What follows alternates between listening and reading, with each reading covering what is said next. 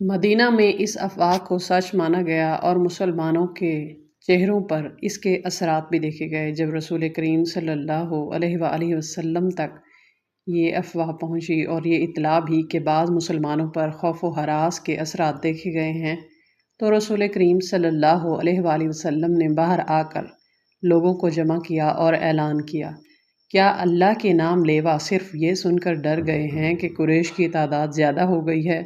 کیا اللہ سے ڈرنے والوں آج بتوں کے پجاریوں سے ڈر گئے ہیں؟ اگر تم قریش سے اس قدر ڈر گئے ہو کہ ان کی للکار پر تم منہ موڑ گئے ہو تو مجھے قسم ہے خدائے ذوالجلال کی جس نے مجھے رسالت کی ذمہ داری سونپی ہے، میں بدر کے میدان میں اکیلا جاؤں گا۔ رسول خدا صلی اللہ علیہ وآلہ وسلم کچھ اور بھی کہنا چاہتے تھے، لیکن رسالت مآب صلی اللہ علیہ وآلہ وسلم کے شیدائیوں نے نعروں سے اسمان کو ہلا ڈالا۔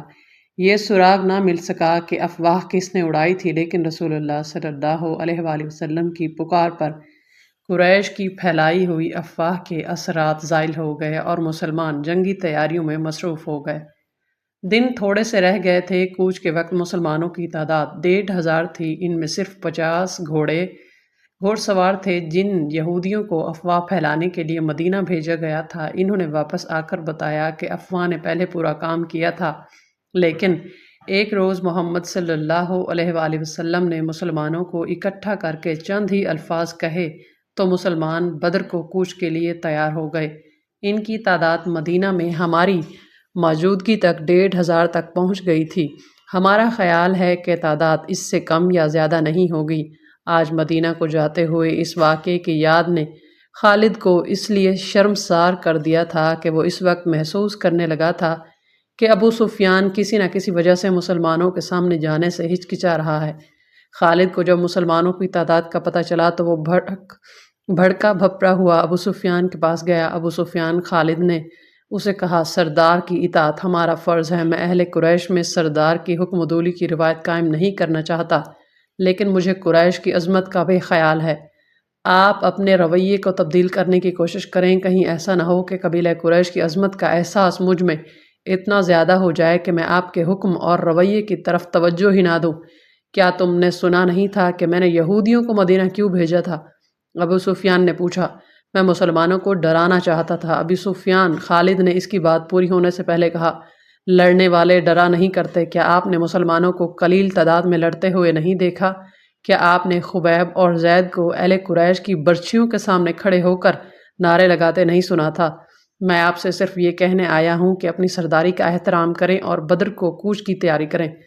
دوسرے ہی دن مکہ میں یہ خبر پہنچی کہ مسلمان مدینہ سے بدر کی طرف کوچ کر گئے ہیں۔ اب ابو سفیان کے لیے اس کے سوا اور کوئی رستہ نہیں رہ گیا کہ وہ کوچ کا حکم دے۔ قریش کی جو تعداد بدر کو کوچ کے لیے تیار ہوئی وہ 2000 تھی اور 100 گھوڑ سوار اس کے علاوہ تھے۔ قیادت ابو سفیان کی تھی اور اس کے ماتحت خالد، اکرمہ اور صفوان نائب سالار تھے۔ حسب معمول ابو سفیان کی بیوی ہند اور اس کی چند ایک کنیزیں اور گانے بجانے والی عورتیں بھی ساتھ تھیں۔ مسلمان رسول اکرم صلی اللہ علیہ وآلہ وسلم کی قیادت میں 4 اپریل بمطابق یکم ذو القعدہ 4 ہجری کے روز بدر کے میدان میں پہنچ گئے۔ قریش ابھی اسفان کے مقام تک پہنچے تھے۔ انہوں نے وہیں رات بھر کے لیے پڑاؤ کیا۔ صبح ان کی روانگی تھی، لیکن صبح طلوع ہوتے ہی ابو سفیان نے اپنے لشکر کو کوچ کا حکم دینے کی بجائے اکٹھا کیا اور لشکر سے یوں مخاطب ہوا، قریش کے بہادروں، مسلمان تمہارے نام سے ڈرتے ہیں۔ اب ان کے ساتھ ہمارے جنگ فیصلہ کن ہوگی۔ ان مٹھی بھر مسلمانوں کا ہم نام و نشان مٹا دیں گے۔ نہ محمد اس دنیا میں رہے گا، نہ کوئی اس کا نام لینے والا، معاذ اللہ۔ لیکن ہم ایسے حالات میں لڑنے جا رہے ہیں جو ہمارے خلاف جا سکتے ہیں اور ہماری شکست کا باعث بن سکتے ہیں۔ تم دیکھ رہے ہو کہ ہم اپنے ساتھ پورا اناج نہیں لا سکے۔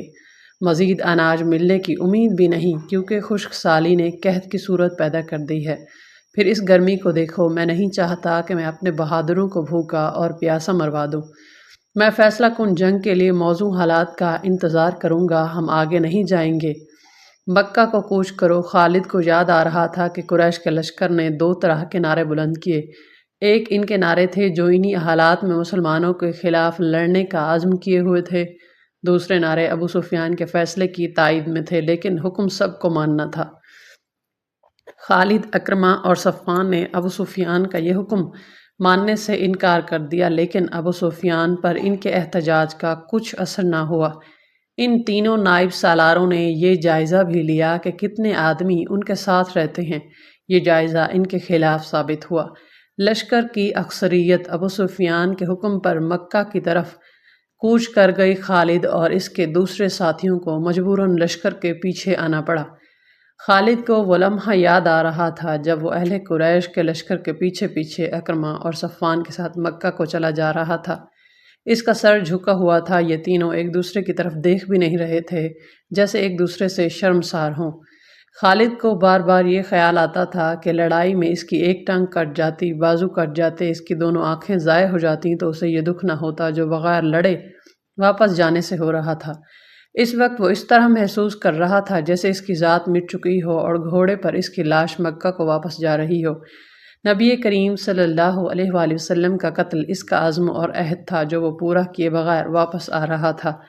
یہ عزم بچھو بن کر اسے ڈس رہا تھا۔ اسے کچھ یاد آ رہا تھا، یادوں کا ایک ریلا تھا جو ختم نہیں ہو رہا تھا۔ اسے یہودیوں کے تینوں قبیلے بنو نذیر، بنو قریظہ اور بنو کنیکہ یاد آئے۔ انہوں نے جب دیکھا کہ قریش مسلمانوں کے خلاف لڑنے سے منہ موڑ گئے تو وہ سرگرم ہو گئے۔ یہودیوں نے مسلمانوں کے خلاف زمین دوز کارروائیاں شروع کی، مکہ گئے اور قریش کو مسلمانوں کے خلاف بھڑکایا، مگر قریش کا سردار ابو سفیان ٹس سے مس نہ ہوا۔ خالد کو معلوم نہ ہو سکا کہ ابو سفیان کے دل میں کیا ہے اور وہ مسلمانوں سے لڑنے سے کیوں گھبراتا ہے۔ اسی سال کے موسم سرما کے اوائل میں خیبر کے چند ایک سرکردہ یہودی مکہ گئے۔ ان کا سردار حی بن اخطب تھا۔ یہ شخص یہودیوں کے قبیلے بنو نذیر کا سردار بھی تھا۔ یہودیوں کے پاس زر و جواہرات کے خزانے تھے۔ وہ چند ایک یہودی ابو سفیان اور قریش کے دیگر سرداروں کے لیے بیش قیمت تحفے لے کر گئے۔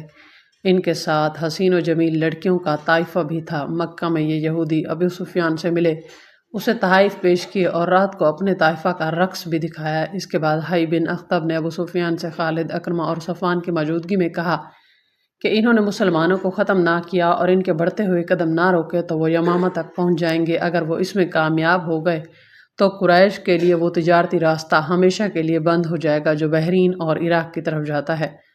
قریش کے لیے یہ راستہ شہرہ کی حیثیت رکھتا تھا۔ اگر آپ ہمارا ساتھ دیں، حی بن اخطب نے کہا، تو ہم مسلمانوں کے خلاف خفیہ کارروائیاں شروع کر دیں گے۔ ہم مسلمانوں سے دگنے تھے تو بھی انہیں شکست نہ دے سکے۔ ابو سفیان نے کہا، ان سے 3 گنا تعداد میں ان سے لڑے تو بھی انہیں شکست نہ دے سکے۔ اگر چند اور قبیلے ہمارے ساتھ مل جائیں تو ہم مسلمانوں کو ہمیشہ کے لیے ختم کر سکتے ہیں۔ ہم نے یہ انتظام پہلے ہی کر دیا ہے۔ حی بن اخطب نے کہا، قبیلہ غطفان اور بنو اسد آپ کے ساتھ ہوں گے، چند اور قبیلے ہماری کوششوں سے آپ کے ساتھ آ جائیں گے۔ خالد کو کیا کچھ یاد نہ آ رہا تھا۔ 3-4 سال پہلے کے واقعات اسے ایک روز پہلے کی طرح یاد تھے۔ اسے ابو سفیان کا گھبرایا چہرہ اچھی طرح یاد تھا۔ خالد جانتا تھا کہ یہودی اہل قریش کو مسلمانوں کے خلاف صرف اس لیے بھڑکا رہے ہیں کہ یہودیوں کا اپنا مذہب اسلام کے مقابلے میں خطرے میں آ گیا تھا، لیکن انہوں نے ابو سفیان کو ایسی تصویر دکھائی تھی جس میں اسے مسلمانوں کے ہاتھوں تباہی نظر آ رہی تھی۔ دوسری طرف خالد، اکرمہ اور صفوان بن امیہ نے ابو سفیان کو سر اٹھانے کے قابل نہیں چھوڑا تھا۔ ہم آپ کو اپنا سردار تسلیم کرتے ہیں، لیکن آپ یہ تسلیم کریں کہ آپ بزدل ہیں۔ اگر مسلمانوں کی خرابی اور قحط میں لڑنے کے لیے آ گئے ہیں تو ہم بھی لڑ سکتے تھے۔ آپ نے جھوٹ بول کر ہمیں دھوکہ دیا ہے۔ ابو سفیان بزدل ہے۔ ابو سفیان نے پورے قبیلے کو بزدل بنایا ہے۔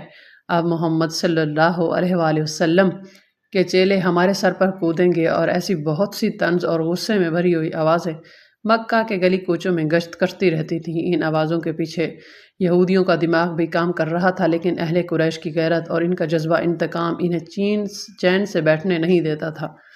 ابو سفیان اس حال تک پہنچ گیا کہ اس نے باہر نکلنا ہی چھوڑ دیا۔ خالد کو وہ دن یاد آیا جب اسے ابو سفیان نے اپنے گھر بلایا تھا۔ خالد کے دل میں ابو سفیان کا وہ احترام نہیں رہ گیا تھا جو کبھی ہوا کرتا تھا۔ وہ بادل ناخواستہ صرف اس لیے چلا گیا کہ ابو سفیان اس کے قبیلے کا سردار ہے۔ وہ ابو سفیان کے گھر گیا تو وہاں اکرمہ اور صفوان بن بیٹھے ہوئے تھے۔ خالد، ابو سفیان نے کہا، میں نے مدینہ پر حملہ کا فیصلہ کر لیا ہے۔ خالد کو ایسا محسوس ہوا جیسے اس نے غلط سنا ہو۔ اس نے اکرمہ اور صفوان کی طرف دیکھا۔ ان دونوں کے ہونٹوں پر مسکراہٹ آ گئی۔ ہاں خالد، ابو سفیان نے کہا، جس قدر جلدی ہو سکے لوگوں کو مدینہ پر حملے کے لیے تیار کر لو۔ یہودیوں نے جن قبائل کو قریش کا ساتھ دینے کے لیے تیار کیا تھا، ان سب کی طرف سے پیغام بھیج دیے گئے ہیں۔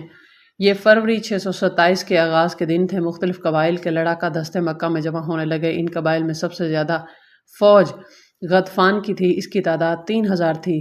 منہ اس کا سالار تھا۔ 700 آدمی بنو سلیم نے بھیجے۔ بنو اسد نے بھی خاصی فوج بھیجی جس کا سالار طلیحہ بن خویلد تھا۔ اس کی تعداد تاریخ میں نہیں ملتی۔ قریش کی اپنے فوج کی تعداد 4000 پیادے اور 300 گھوڑ سوار اور 1500 شتر سوار تھے۔ اس پورے لشکر کی تعداد جو مدینہ پر فوج کشی کے لیے جا رہا تھا کل 10,000 تھی۔ اس کی کمان ابو سفیان کے ہاتھ میں تھی۔ ابو سفیان نے اس متحدہ فوج کو جمعیت القبائل کہا تھا۔ ان میں سے کچھ قبائل مکہ میں نہیں آئے تھے۔ انہوں نے اطلاع دی تھی کہ جب لشکر مکہ سے روانہ ہوگا تو وہ اپنی اپنی بستی سے کوچ کر جائیں گے اور راستے میں لشکر سے مل جائیں گے۔ خالد کو آج وہ وقت یاد آ رہا تھا جب اس نے مکہ سے کوچ کیا تھا۔ لشکر کا تیسرا حصہ ان کی کمان میں تھا۔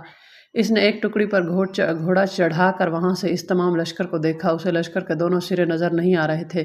دف اور نفریاں اور شہنائیاں اور لشکر کے مترنم آواز جو ایک ہی آواز لگتی تھی خالد کے خون کو گرما رہی تھی۔ اس نے گردن تان کر اپنے آپ سے کہا تھا کہ مسلمان پس کے رہ جائیں گے، اسلام کے ذرے عرب کی ریت میں مل کر ہمیشہ کے لیے فنا ہو جائیں گے۔ یہ اس کا عزم تھا۔ یہ لشکر 24 فروری 627 مطابق یکم شوال ہجری مدینہ کے قریب پہنچ گیا۔ قریش نے اپنا پڑاؤ اس جگہ ڈالا تھا جہاں عہد کی لڑائی کے لیے خیمہ زن ہوئے تھے۔ وہاں دو ندیاں آ کر ملتی تھیں۔ دوسرے تمام قبائل احد کی پہاڑی کے مشرق کی طرف خیمہ زن ہوئے۔ قریش نے یہ معلوم کرنے کے لیے کہ مدینہ کے لوگوں کو قریش کے لشکر کی آمد کی اطلاع ملی ہے یا نہیں، 2 جاسوس تاجروں کے بھیس میں مدینہ بھیجے۔ ابو سفیان اور اس کے تمام نائب سالاروں کی خواہش اور کوشش یہ تھی کہ مدینے والوں پر بے خبری میں حملہ کیا جائے، لیکن دوسرے ہی دن قریش کا ایک جاسوس جو یہودی تھا مدینہ سے آیا۔ اس نے ابو سفیان کو بتایا کہ مسلمانوں کو حملہ لشکر کی آمد کی اطلاع مل چکی ہے۔ مسلمانوں میں خوف و ہراس پھیل گیا ہے۔ اس یہودی جاسوس نے بتایا کہ سارے شہر پر خوف طاری ہو گیا ہے، لیکن محمد صلی اللہ علیہ وآلہ وسلم اور اس کے قریبی حلقے کے آدمیوں کی للکار پر مسلمانوں کے دل مضبوط ہو گئے ہیں۔ گلی کوچوں میں ایسے اعلان ہونے لگے جس سے تمام شہر کا جذبہ اور حوصلہ اودھ کر آیا ہے اور مسلمان لڑائی کے لیے ایک جگہ اکٹھے ہونے لگے ہیں۔ میرے خیال میں ان کی تعداد 3000 سے زیادہ ہوگی۔ مسلمانوں کی تعداد 3000 سے زیادہ نہ تھی۔ انہیں اطلاع مل چکی تھی کہ مدینہ پر حملہ کے لیے جو لشکر آیا ہے اس کی تعداد 10,000 ہے، جن میں سینکڑوں گھوڑ سوار اور شتر سوار بھی ہیں۔ اس وقت تک عرب کی سرزمین میں کسی لڑائی میں اتنا بڑا لشکر نہیں دیکھا گیا تھا۔ تعداد کو دیکھا جاتا اور فن حرب و ضرب کے پیمانے سے دونوں اطراف کو ناپا تولا جاتا تو مسلمانوں کو لڑے بغیر ہتھیار ڈال دینے چاہیے تھے، یا وہ رات کی تاریکی میں مدینہ سے نکل جاتے اور کسی اور بستی میں اپنا ٹھکانہ بناتے۔ کوئی سوچ بھی نہیں سکتا تھا کہ 3000 مسلمان 10,000 کے لشکر کا مقابلہ ذرا سی دیر کے لیے بھی کر سکیں گے۔ 10,000 لشکر نہایت آسانی سے مدینہ کی اینٹ سے اینٹ بجا سکتا تھا، لیکن یہ حق اور باطل کی ٹکر تھی۔ یہ اللہ کے آگے سجدہ کرنے والوں اور بت پرستوں کا تصادم تھا۔ خدا کو حق کا ساتھ دینا تھا۔ خدا کو اپنے اس عظیم پیغام کی لاج رکھنی تھی جو اس کی ذات باری نے غار حرا میں عرب کے ثبوت کو دیا تھا اور اسے رسالت عطا کی تھی۔ خدا کا ساتھ دینا جن کے دلوں میں حق اور صدق ہوتا ہے، یہ نبی کریم صلی اللہ علیہ وآلہ وسلم کی للکار تھی جو مدینہ کے گلی کوچوں میں سنائی دے رہی تھی۔ لیکن اے اللہ کی عبادت کرنے والو، خدا تمہارے ساتھ اس صورت میں دے گا جب تم دلوں سے خوف و ہراس نکال کر ایک دوسرے کا ساتھ دو گے اور اپنی جانیں اللہ کی راہ میں قربان کر دینے کا عزم کرو گے۔ جو ہمارے اللہ کو نہیں مانتا، جو ہمارے دین کو نہیں مانتا، وہ ہمارا دشمن ہے اور اس کا قتل ہم پر فرض ہے۔ یاد رکھو، قتل کرنے کے لیے قتل ہونا بھی پڑتا ہے۔ ایمان سے بڑھ کر اور کوئی طاقت نہیں جو تمہیں دشمن سے بچا سکے۔ تمہیں دفاع مدینہ کا نہیں، اپنے عقیدے کا کرنا ہے۔ اگر اس عزم سے آگے بڑھو گے تو 10,000 پر غالب آ جاؤ گے۔ خدا سوئے ہوئے یا خوف زدہ انسان کو معجزے نہیں دکھایا کرتا۔ اپنے عقیدے اور اپنی بستی کے دفاع کا معجزہ تمہیں خود دکھانا ہے۔ نبی کریم صلی اللہ علیہ وآلہ وسلم نے مدینے والوں کا حوصلہ اس قدر مضبوط کر دیا تھا کہ وہ اس سے بڑے لشکر کے مقابلے کے لیے بھی تیار ہو گئے، لیکن رسول خدا صلی اللہ علیہ وآلہ وسلم اس سوچ میں ڈوب گئے تھے کہ اتنے بڑے لشکر سے مدینہ کو بچانا کس طرح ممکن ہو سکتا ہے؟ آپ کو تو یہ پورا یقین تھا کہ خدا حق پرستوں کے ساتھ ہے، لیکن حق پرستوں کو خود بھی کچھ کر کے دکھانا تھا۔ بچاؤ کی کوئی صورت نظر نہیں آ رہی تھی۔ خدا نے اپنے نام لیواؤں کی مدد کا انتظام کر رکھا تھا۔ وہ ایک انسان تھا جس نے عمر کے آخری حصے میں اسلام قبول کیا تھا۔ اس انسان کا نام سلمان فارسی تھا۔ سلمان فارسی آتش پرستوں کے مذہبی پیشوا تھے، لیکن وہ شب و روز حق کی تلاش میں سرکردہ رہتے تھے۔ وہ آگ کو پوجتے تو تھے، لیکن آگ کی تپش اور چمک میں انہیں وہ راز نظر نہیں آتا تھا جسے وہ پانے کے لیے بےتاب رہتے۔ عقل و دانش میں ان کی ٹکر کا کوئی نہیں تھا۔ آتش پرست بھی انہیں اس طرح پوجتے تھے جس طرح آگ کو۔ جب سلمان فارسی رضی اللہ تعالی عنہ کو عمر بڑھاپے کی دہلیز پھلانگ کر خاصی آگے نکل گئی تو ان کے کانوں میں عرب کی سرزمین کی ایک انوکھی آواز پڑی، خدا ایک ہے، محمد صلی اللہ علیہ وآلہ وسلم اس کا رسول ہے۔ یہ آواز سلمان فارسی کے کان میں گھر بیٹھے نہیں پڑی۔ ان کی عمر علم کی تلاش میں سفر کرتے گزر رہی تھی۔ وہ تاجروں کے قافلے کے ساتھ شام میں آئے تھے، جہاں قریش کے تاجروں کے قافلے اور کچھ مسلمان تاجر بھی جایا کرتے تھے۔ قریش کے تاجروں نے سلمان فارسی کو تنزیہ اور مزاحیہ انداز میں بتایا کہ ان کے قبیلے کے ایک آدمی کا دماغ چل گیا ہے اور اس نے نبوت کا دعویٰ کیا ہے۔ ایک دو مسلمانوں نے عقیدت مندی سے سلمان فارسی کو نبی کریم صلی اللہ علیہ وآلہ وسلم کا عقیدہ اور آپ صلی اللہ علیہ وآلہ وسلم کی تعلیمات سنائیں۔ سلمان فارسی یہ سب سن کر چونک پڑے۔ انہوں نے ان مسلمانوں سے کچھ باتیں اور پوچھیں۔ انہیں جو معلوم تھا وہ انہوں نے بتایا، لیکن سلمان فارسی تشنگی محسوس کر رہے تھے۔ وہ اتنا متاثر ضرور ہو گئے تھے کہ انہیں نبی کریم صلی اللہ علیہ وآلہ وسلم تک پہنچنے کا فیصلہ کر لیا۔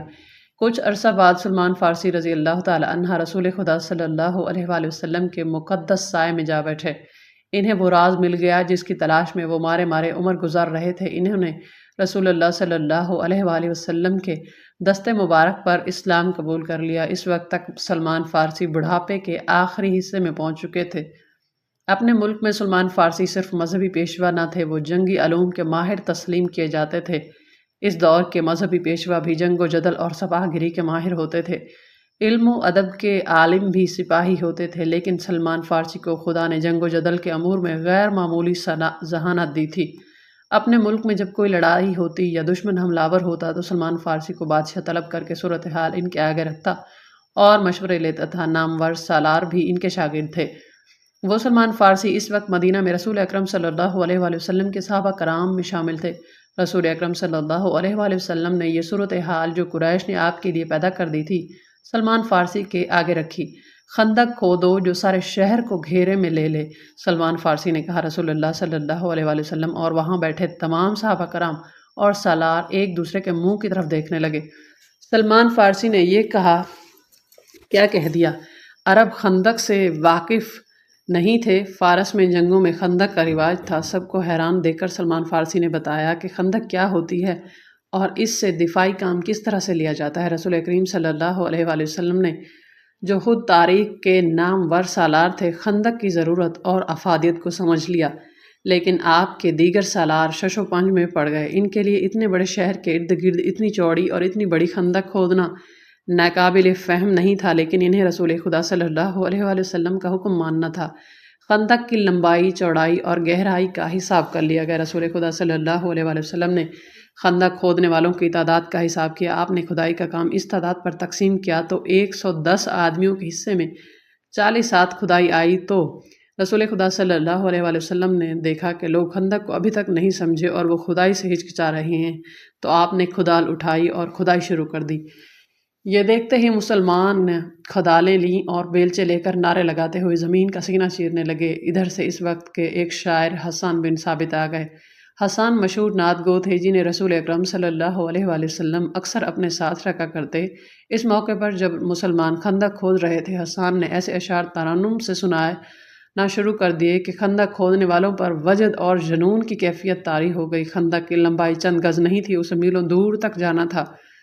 شیخین کی پہاڑی سے لے کر جبل بن عبید تک یہ خندق کھودنی تھی۔ زمین نرم بھی تھی اور سنگلاخ بھی تھی اور یہ نہایت تیزی سے مکمل کرنی تھی کیونکہ دشمن سر پر آن بیٹھا تھا۔ قریش کا لشکر اس عجیب و غریب طریقہ دفاع سے بے خبر احد کی پہاڑی کے دوسرے طرف خیمہ زن تھا۔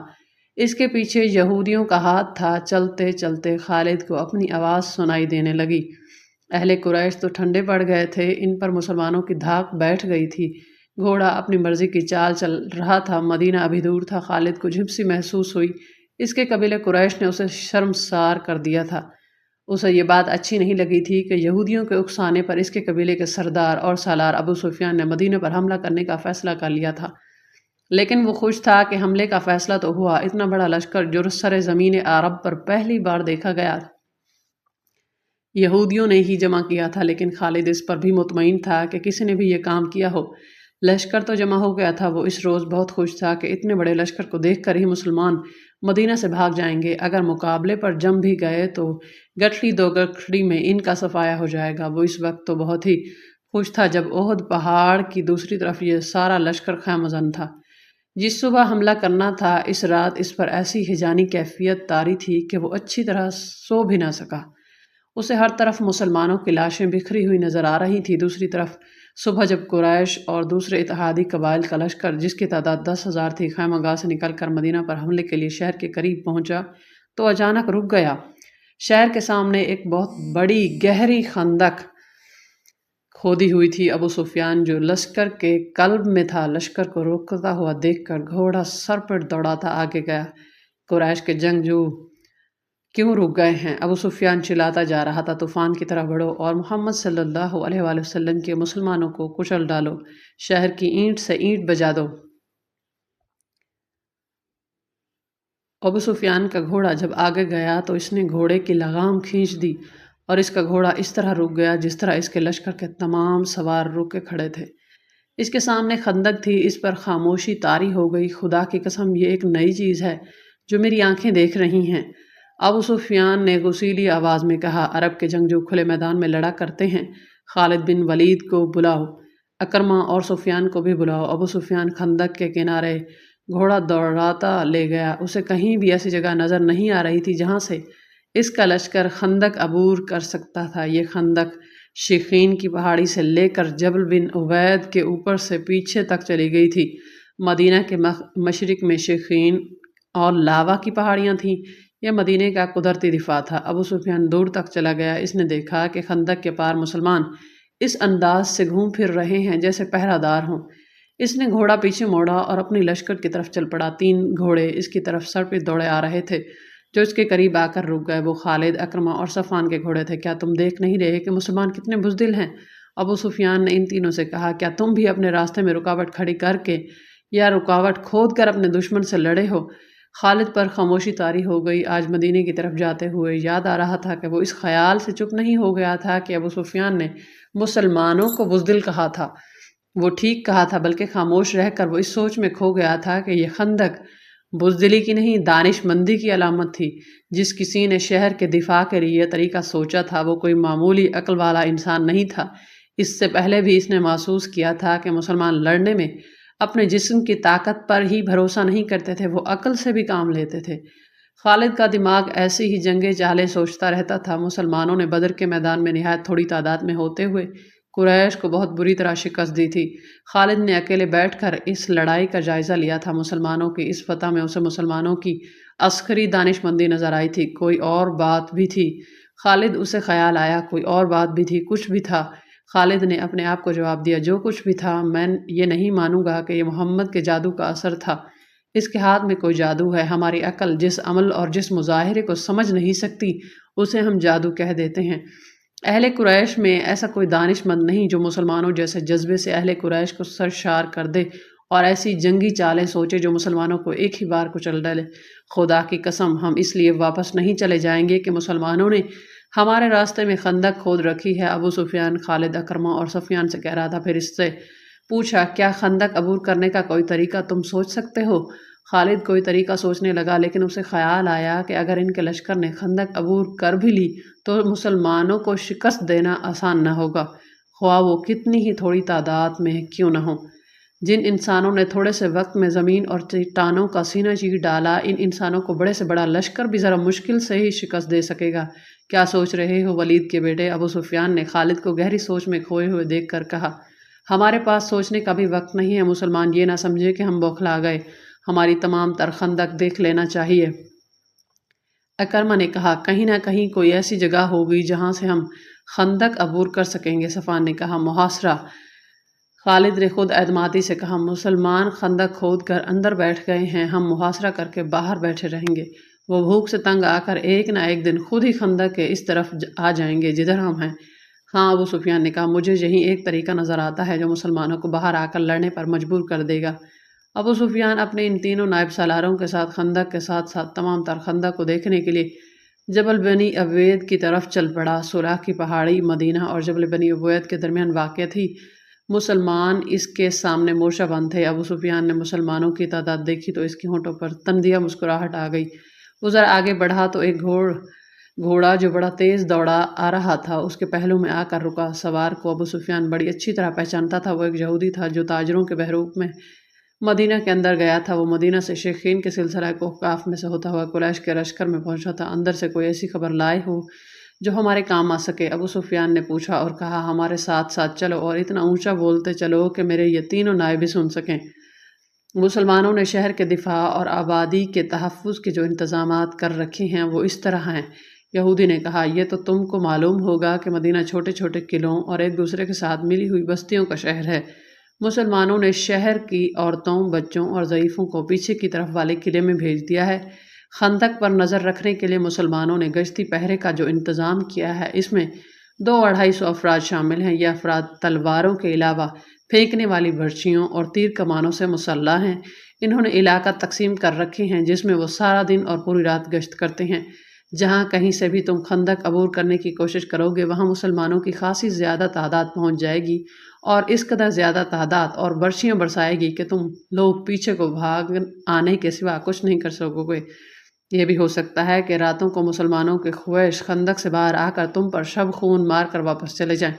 عبداللہ بن ابی کیا کہہ رہا ہے؟ ابو سفیان نے پوچھا۔ اے قریش کے سردار، یہودی جاسوس نے کہا اتنی عمر گزار کر بھی تم انسانوں کو سمجھنے کے قابل نہیں ہو سکے۔ عبداللہ بن ابی منافق ہے، مسلمان اسے جماعت منافقین کا سردار کہتے ہیں اور ہم اسے یہودیت کا غردار سمجھتے ہیں۔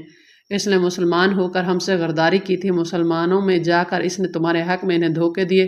اگر احد کی جنگ میں تم جیت جاتے تو وہ تمہارے ساتھ ہوگا، مگر مسلمانوں کا پلہ بھاری دیکھ کر اس نے تم سے بھی اور یہودیوں سے بھی نظریں پھیر لی ہیں۔ تمہیں اس آدمی پر بھروسہ نہیں کرنا چاہیے جو کسی مذہب کا پیروکار اور وفادار نہ ہو۔ اور حی بن اخطب کہاں ہے؟ ابو سفیان نے پوچھا۔ اسے محاصرے کا منظر یاد آنے لگا۔ لشکر کا جو حصہ اس کی زیر کمان تھا اسے اس نے بڑے اچھے طریقے سے محاصرے کی ترتیب میں کر دیا تھا۔ یہ محاصرہ 22 روز تک رہا۔ پہلے 10 دنوں میں ہی شہر کے اندر مسلمان خوراک کی کمی محسوس کرنے لگے، لیکن اس سے قریش کو کوئی فائدہ نہیں پہنچ سکا تھا کیونکہ وہ اپنے ساتھ خوراک اور رسد بہت کم لائے تھے۔ ان کے وہم و گمان میں بھی نہیں تھا کہ انہیں مسلمان اپنے محاصرے میں لمبے عرصے کے لیے بٹھا لیں گے۔ خوراک کی جتنی کمی شہر والے محسوس کر رہے تھے اس سے زیادہ کمی قریش کے لشکر میں اپنا اثر دکھانے لگی تھی۔ سپاہیوں میں نمایاں طور پر بے چینی نظر آنے لگی تھی۔ صلی اللہ علیہ وآلہ وصحبہ وسلم۔